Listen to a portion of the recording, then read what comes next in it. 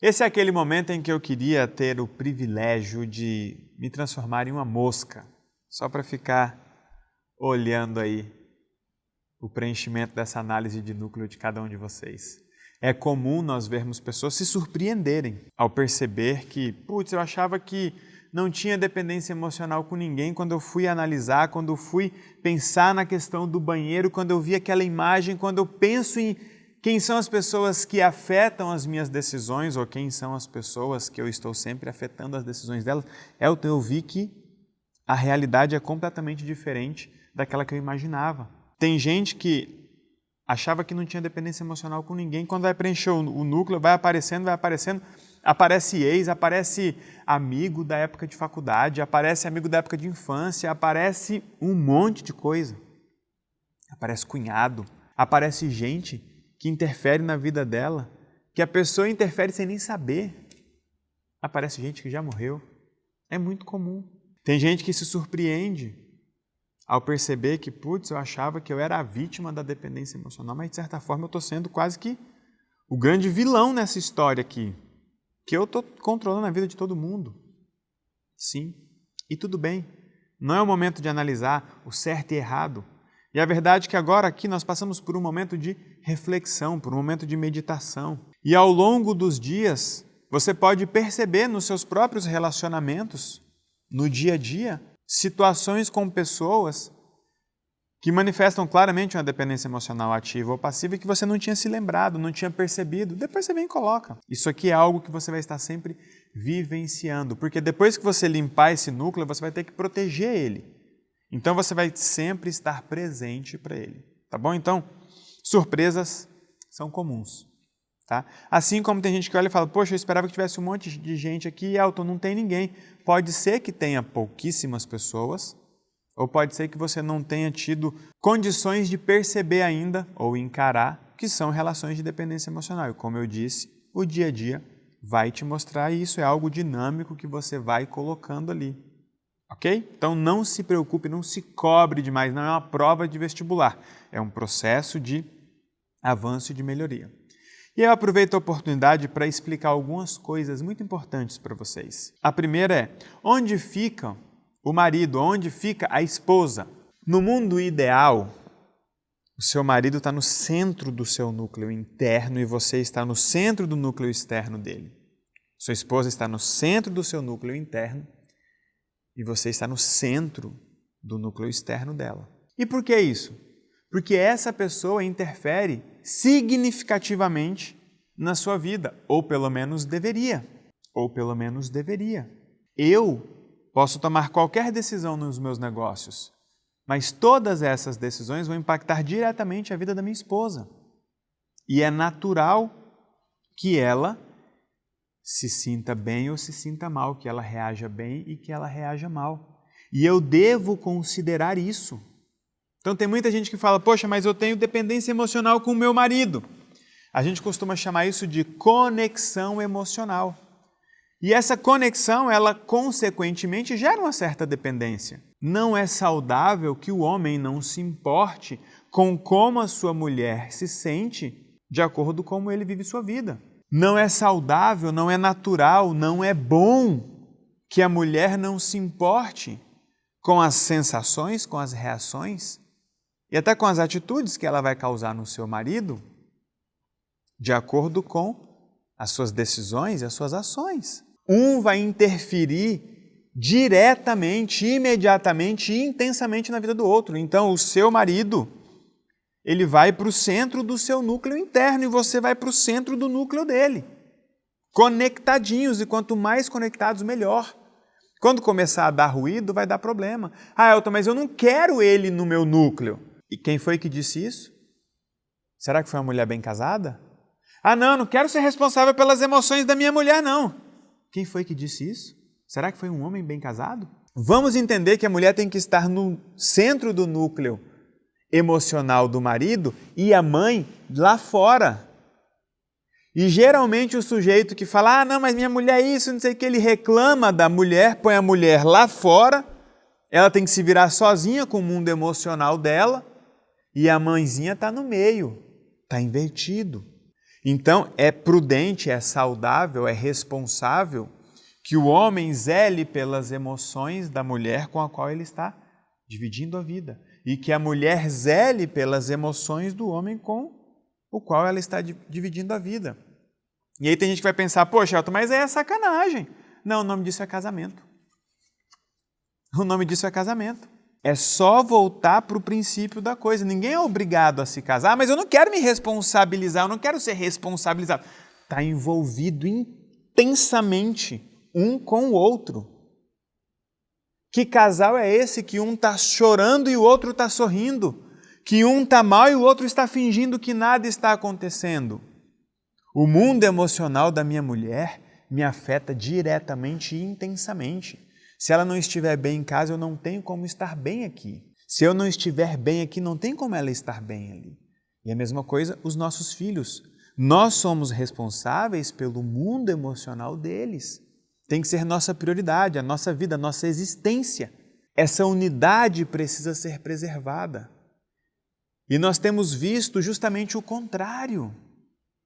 Justamente o contrário. Esposas que não cabem no núcleo emocional dos seus maridos.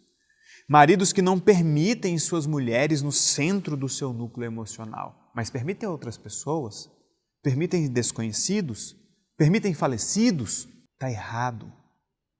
As pessoas que estão no seu núcleo interno, elas precisam começar a sair. E o seu marido ou sua esposa, se você tiver um ou tiver uma, precisa começar a entrar.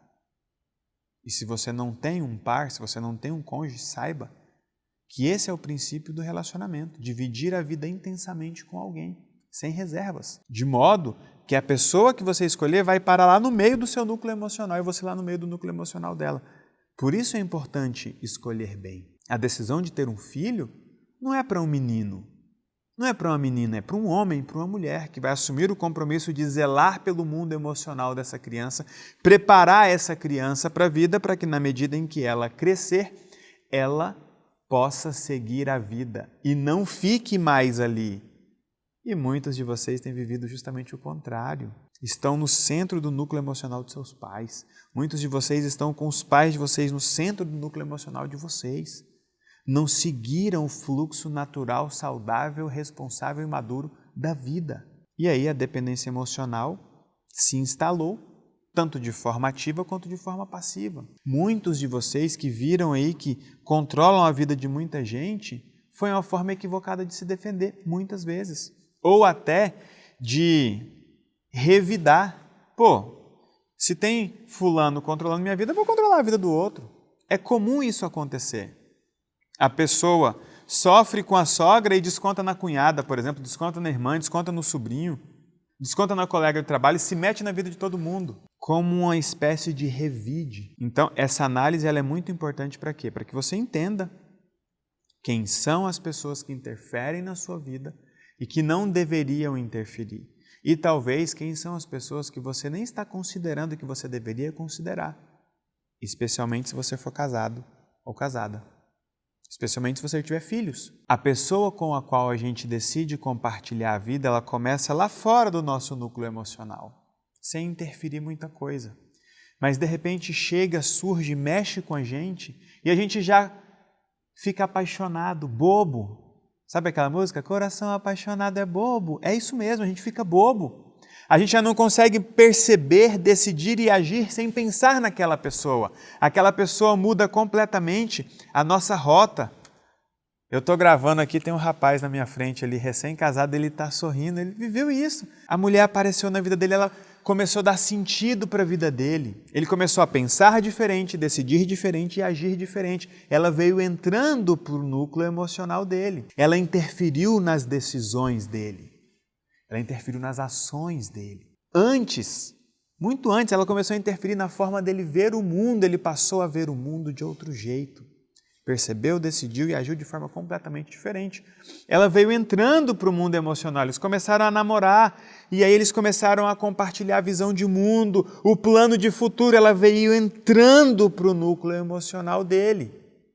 E automaticamente ele foi entrando para o núcleo emocional dela. Quando isso traz uma sensação agradável, traz uma percepção saudável naquele período de namoro, que é o teste, inclusive para saber se vai dar match nesse núcleo emocional, quando isso se consolida e a pessoa se casa, ela está dizendo: que bom que você veio para o meu mundo, que bom que você me deu esse sentido e eu quero que você fique aqui, porque a partir de hoje as minhas percepções, as minhas decisões e as minhas ações serão pautadas na interferência que você causa na minha vida. Assim como, a partir de hoje, as suas percepções, as suas decisões e as suas ações serão pautadas pela interferência que eu causo na sua vida. Quando esses dois se unem, a interferência de um na vida do outro não apenas se consolida, mas ela se legitima.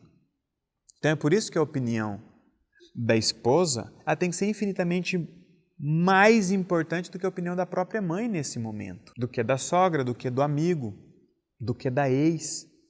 E percebe que essa distorção que o mundo tem vivido nas suas relações, na concepção das suas relações, tem feito muitas vezes o sujeito dar mais valor para a opinião de um jogador de futebol do que da esposa. Que muitas vezes faz a mulher dar mais valor na opinião do ex do que do próprio marido. Então, o objetivo aqui é desenvolver em você a capacidade de olhar seu núcleo emocional e falar: entendi, quem está fora deveria estar dentro, quem está dentro deveria estar fora. Esse núcleo emocional precisa ficar limpo, vazio, para que nesse vazio você tenha liberdade de ser quem você é, de pensar da forma como você gostaria de pensar, de decidir da forma que você quiser decidir e de agir da forma como melhor lhe convier. Você precisa esvaziar seu núcleo. Eu costumo dizer que quem tenta viver duas vidas acaba não vivendo nenhuma. Quem tenta viver a vida de outra pessoa não vai se agradar da vida que está levando. Isso vai te impedir de prosperar, isso vai te impedir de ser feliz, isso vai te impedir de crescer. Isso vai te impedir de construir uma vida memorável. E possivelmente as primeiras memórias que você vai colecionar aqui são memórias dessa verdadeira faxina emocional, desse detox de controle. Nós precisamos fazer a vida que está sobrando, sobrar. Toda essa vida que você está desperdiçando, gastando, que deveria estar sobrando, que na verdade está sobrando, mas você está jogando fora, nós precisamos fazer ela sobrar. Por isso, é muito importante entender que você vai esvaziar o seu núcleo emocional, afastando a interferência de quem está dentro e deveria estar fora e considerando a interferência de quem está fora e deveria estar dentro. Se você tem um marido ou uma esposa, tem que vir para dentro. Se você não tem ninguém, saiba, procure alguém que você queira ver no centro do seu núcleo emocional. Ah, não, eu quero uma pessoa só para ficar. Tá bom, isso não é um relacionamento. Isso não é um relacionamento.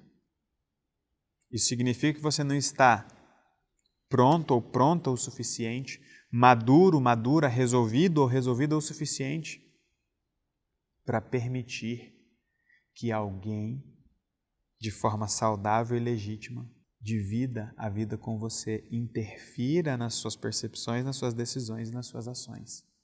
Muitas vezes, pelos traumas dos controles que você viveu, pela força que você teve que fazer para resistir o controle de outras pessoas. Existe muita vida sobrando dentro de você, só que você não está deixando essa vida sobrar. E o nosso objetivo aqui é fazer a vida que está sobrando sobrar, para você começar a desfrutar, para você começar a curtir, para você começar a construir, para você inclusive ter uma permissão muito maior, tanto para acertar quanto para errar, se for o caso. Você tem o direito de construir a vida que fizer sentido para você. Você tem o direito de mudar de ideia, mudar de opinião, mudar de rumo. Você tem o direito de viver uma vida memorável. Para isso, você precisa limpar esse núcleo que você limpou. E para limpar esse núcleo, a gente vai precisar entender agora quem são as pessoas que estão presentes no seu núcleo E quem são as pessoas que você está presente no núcleo delas? Ah, Elton, mas eu já coloquei o nome delas aqui.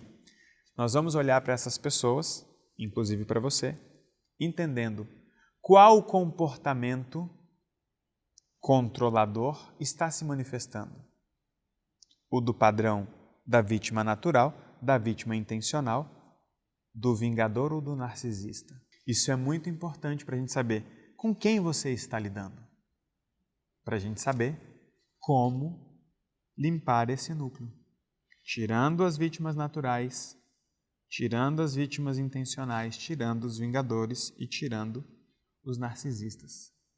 Existe um remédio para cada um deles. O remédio é diferente. Mas primeiro você precisa conhecer melhor cada um desses 4 tipos controladores que você vai entender, conhecer detalhadamente no próximo vídeo.